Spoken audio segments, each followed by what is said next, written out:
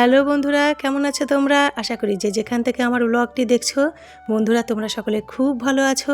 আর আমিও আজকে মোটামুটি আছি। তবে হ্যাঁ, গতকালকে খুব মন খারাপ হয়ে গেছিলো, প্রচণ্ডই মন খারাপ হয়ে গেছিলো আমার বরের দুজনেরই। এতদিনের একটা সম্পর্ক, এত কাছাকাছি ছিলাম, আজকে কতটা দূর হয়ে গেল। মন খারাপ তো হবেই বলো। এতটাই মন খারাপ হয়েছিল না, আমি কারোর সঙ্গে কথা বলতে পারছিলাম না। কথা বললেই না গলা আটকে আসছিলো, চোখের কোনায় জল চলে আসছিলো। গতকালকের ভিডিও যেটা তোমরা আজকে দেখলে আর কি, সেই ভিডিওতে যে আমি কি করে ভয়েস দিয়েছি, কি কষ্ট করে ভয়েস দিয়েছি বিশ্বাস করো। ভয়েস দিতে বসে না আমি একটা জলের বোতল নিয়ে বসেছিলাম। যখনই গলা আটকে আসছিল তখন এক ঠোক করে জল খেয়ে আবার ভয়েস দিচ্ছিলাম। এইভাবে কোনো রকম আজকের ভিডিওটা কমপ্লিট করে আমি পোস্ট করেছি, আপলোড করেছি। আর তারপর বন্ধুরা আজ সকালে ঘুম থেকে উঠেছি, ঠাকুর প্রণাম করেছি, তারপর নতুনভাবে আরেকটি সকাল শুরু করেছি। আর মনকে বুঝ দিয়েছি, সকলে কি সারা জীবন সাথে পাশে থাকে না তো। বাবা মা তো ছোটোবেলায় ছিল, আজকে বাবা মা আমার সাথে পাশে আছে? নেই তো, তারা কত দূরে, কখনো সখনো দেখা হচ্ছে। মেয়েটা তো আমার জীবন ছিল, জান ছিল, প্রাণ ছিল, আজও আছে, সারা জীবন থাকবে। কিন্তু মেয়েটা কি আমার কাছে পাশে থাকতে পেরেছে? নেই তো, সেও তো কতটা দূরে চলে গেছে। সে যখন আসে তাকে কাছে পাই, আবার যখন তার কাছে যাই আমি কাছে পাই। তো তেমনি ছোটো মারা এতদিন আশেপাশে ছিল, আজ নেই। তাদের যেখানে সুবিধা সেখানে তো যেতেই হতো, আর এটা তো হবারই ছিল, আগে থেকেই জানতাম। তাই মনটাকে শান্ত করে আমি আমার কাজ শুরু করেছি। গাছগুলোতে জল দিয়ে নিলাম, জানোই তো বৃষ্টি তো আর বেশি হবে না, শীত এলো বলে এবার তো গাছে জল দিতেই হবে। তো গাছগুলোকে জল দিয়েছি, জামা কাপড় ভিজিয়েছি। এবার চলো তোমাদেরকে একটা খুব সুন্দর ফুল দেখাই, যেটা অনেক দিন পর ফুটলো। আগেও তোমাদেরকে দেখিয়েছি, আবার অনেক দিন পর ফুটলো না, তাই জন্য দেখাচ্ছে। কাঠগোলাপ ফুল, একটাই থোকা ফুটেছে।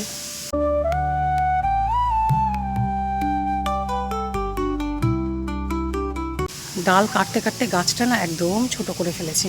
এখন তো মাত্র এদিকে একটা ডাল আর ওইদিকে আর একখানা ডাল হয়ে রয়েছে। আর কাটবো না ভাবছি ডাল, বা আর গাছ করার চেষ্টা করবো না, কারণ এতে আমার এই গাছটাও নষ্ট হয়ে যাচ্ছে। নইলে এতদিন না বিশাল একটা গাছ হয়ে যেত। কি সুন্দর না ফুলগুলো, কালারগুলো দেখা, অসাধারণ অসাধারণ।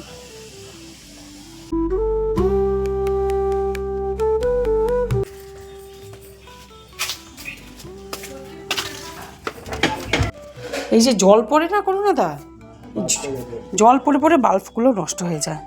যা বৃষ্টি এবার হয়েছে, বাপরে। অফ করবো, করলাম অফ, আবার দেবো, ঠিক আছে।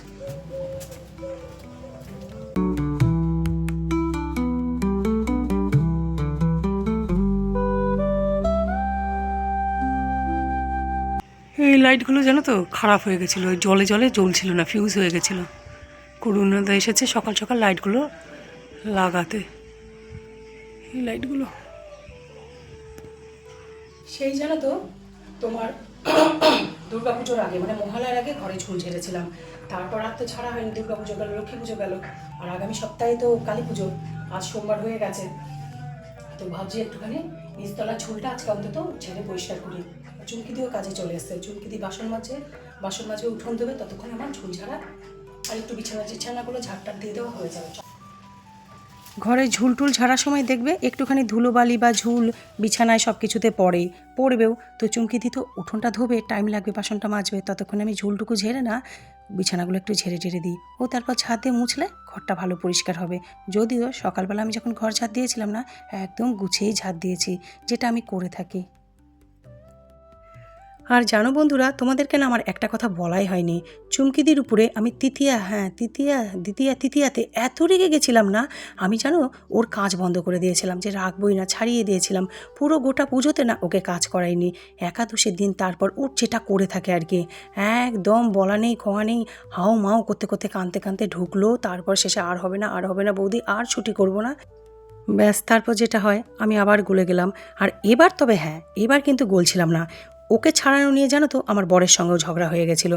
বর বলছে ছেড়ে দাও, ও তো একটু কামাই করে, ছেড়ে দাও, রেখে দাও, এত পুরনো কাজের লোক। তারপর ওই যে আমার মেয়ে আছে না, ও জানে দ্বাদশীতে আমার মেয়ে বাড়িতে চলে যাবে। ওটা তো জানতেই পারে, কারণ পাশে বাড়ি বৌদিতে বাড়িতে কাজ করতে আসে, শুনতে তো পারেই, পেয়েছে আর কি। ব্যাস, ও আর ওই একাদশীটা না হাতছাড়া করেনি। একদম দুপুরবেলা হাও মাও করে কাঁদতে মেয়ের কাছে এলো।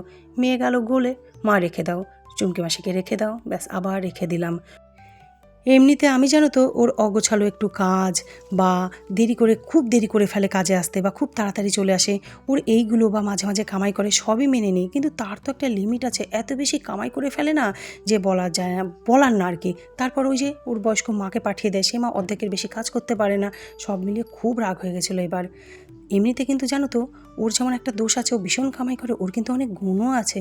আর ওই গুণগুলোর জন্য জানো তো ওকে আবার আমি কাজে রাখি। ওই দেখো কাজ করছে।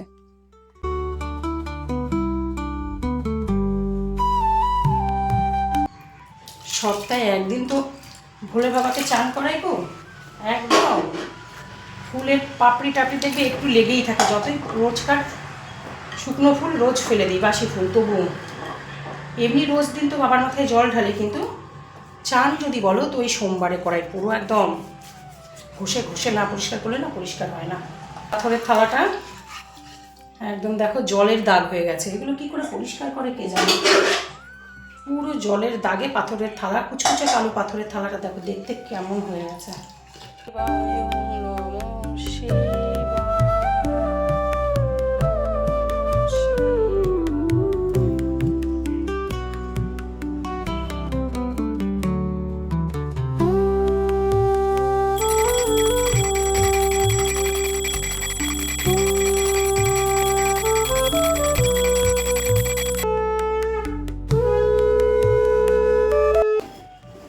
পুজোটা হলো, এবার ঘরে গিয়ে চটপট রান্না বসাবো। আজ আবার সোমবার, সোমবার মানে তোমার বড় ঘরে আছে, রান্না বসাতে হবে। এখন 11টা বেজে গেছে, রান্নার সবজি টবজি সব কেটেই এসেছে, কিন্তু এবার চটপটকে বসিয়ে দেবো। আর তোমাদেরকে না একটা জিনিস দেখাই, যেটা আমি ছোটো মার কাছ থেকে নিয়ে এসেছি, ঠাকুমার জিনিস। আমার না এই জিনিস দুটো আছে, কাঠের থালা, পুরনো সেই ঠাকুমার দুটো কাঠের থালা আমার আছে। আর ছোটো মার কাছে এই কাঠের থালাটা ছিল।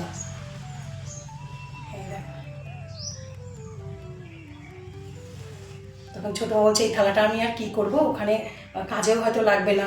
প্রচুর জিনিস, অত বড় বাড়ির জিনিস ভাবো, 2-3 কামরার একটা ফ্ল্যাটে গেছে। তো তো এই যে এটা কী করবে বুঝতে পারছিল না। আমি ছোটো মাকে বললাম তুমি আমাকে দিয়ে দাও, আমি নিয়ে এটাকে একদম সুন্দর ধুয়ে মুছে, ছোটো মাটাতে পুজোই করতে, ধুয়ে মুছে এটাতে পুজো করবো, ফল টল সাজাবো, ফুল সাজাবো। কাঠের থালা ঠাকুমার, এটা আমার ব্লগে আছে, ওটা আমি নিয়ে এসেছি, ওটা সেই সময়টা ভিডিওটা করা আছে, ব্লগে আছে।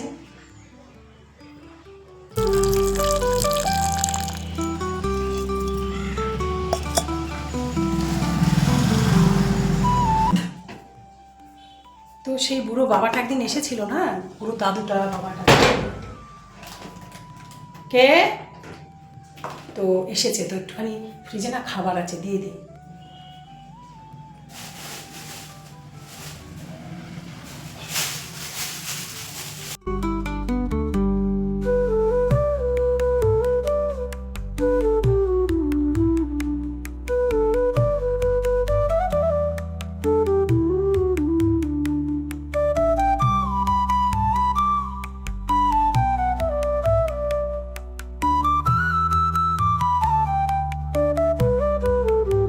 রোজ দিন আসে না, মাঝে মাঝে ঘুরতে ঘুরতে যাও তো চলে আসে।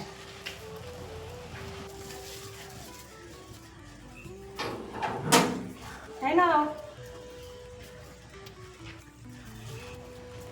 দাদু,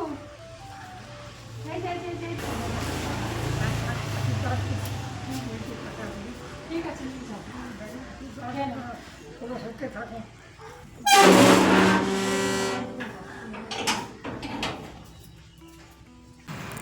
ওই দেখো ওখানে বসে খাওয়াচ্ছে, একটা শাল পাতা দিয়ে দিলে হতো।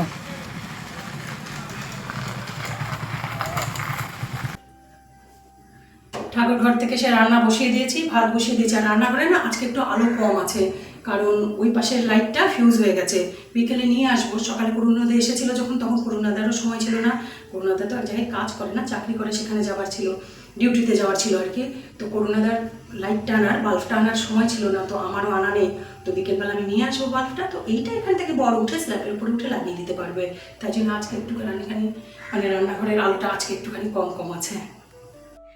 কি বলো তো বন্ধুরা, ব্লগিংয়ের জন্য না খুব আলোর দরকার হয়, খুব লাইট দরকার হয়। তাই জন্য দেখবে আমি না রাতের দিকে ভিডিও করি, কিন্তু একটু কমের দিকে করি দিনের দিকে বেশি।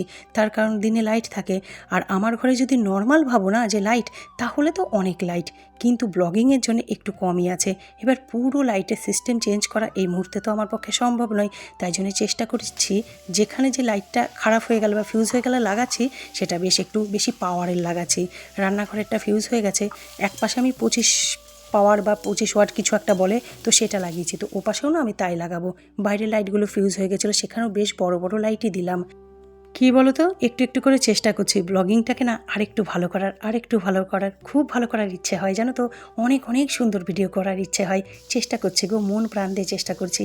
আর জানো, এই ব্লগিংয়ের জন্যে আমি একটা খুব সুন্দর জিনিস কিনেছি, যেটা সিস্টেম আমি এখনও শিখে উঠতে পারিনি। তবে তোমাদের সঙ্গে আগামীকাল শেয়ার করব।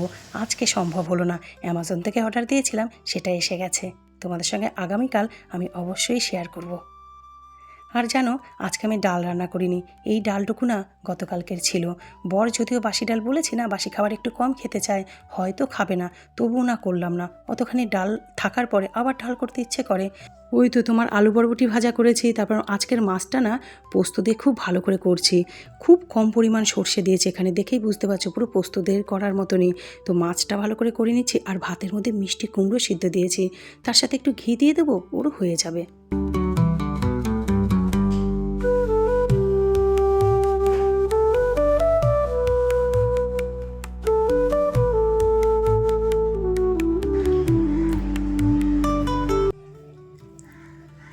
এই যে খেতে আসো। হ্যাঁ হ্যাঁ, বেড়ে দিয়েছি, আসো। আর বন্ধুরা, এটা হলো আমাদের আজকের লাঞ্চ। এখানে দেখো স্যালাড, তবে কাঁচা লঙ্কার অবস্থা খুব করুণ, কাঁচা লঙ্কা শেষ হয়ে গেছে, বর আনতে ভুলে গেছে, আগামীকাল নিয়ে আসবো। একদম যে কটা কাঁচা লঙ্কা ছিল সব কটাই নিয়ে নিয়েছি, কারণ কাঁচা লঙ্কা ছাড়া খেতে পারি না। কুমড়ো সিদ্ধ, আর ভাতে কুমড়োটা সিদ্ধ দিয়েছি, তো তাই দেখো কুমড়োর মধ্যে একটুখানি ভাত মিশে গেছে। গরম গরম ভাত সর্ষে পোস্ত দিয়ে। সর্ষের থেকে না পোস্তটাই বললাম না বেশি আছে আজকে, বলতে পারো। পোস্ত দিয়ে কাতলা মাছ করেছি, আলু বরবটি ভাজা, আর এখানে আমার খাবার মাছ, ডাল। সেই মটরের ডাল, বর তো বাসি ডাল খাবে না, জিজ্ঞেস করলাম, বললো না খাবো না, ছেড়ে দাও, গরম ভাতে একটু ঘি দিয়ে দিও। আর আমারও কুমড়ো সিদ্ধ, আলু বরবটি ভাজা। আর এই মটর ডালের সাথে আমি একটু লেবু আর কাঁচা লঙ্কা তো নেবই। তো এটাই আমাদের আসো আসো আসো, হ্যাঁ দিয়ে দিয়েছি, হয়ে গেছে। তো এটাই আমাদের লাঞ্চ। এখন খেয়ে নিই, তারপর তোমাদের সঙ্গে আবার কথা হচ্ছে। এখন খাবারটা খেয়ে নিই, ঠান্ডাও হয়ে যাবে, তাছাড়া বড়। আর বন্ধুরা, এর সাথে ব্লগটি তো আমি এখানেই শেষ করছি। আবার আগামীতে দেখা হবে তোমাদের সকলের সঙ্গে নতুন আরেকটি ব্লগে।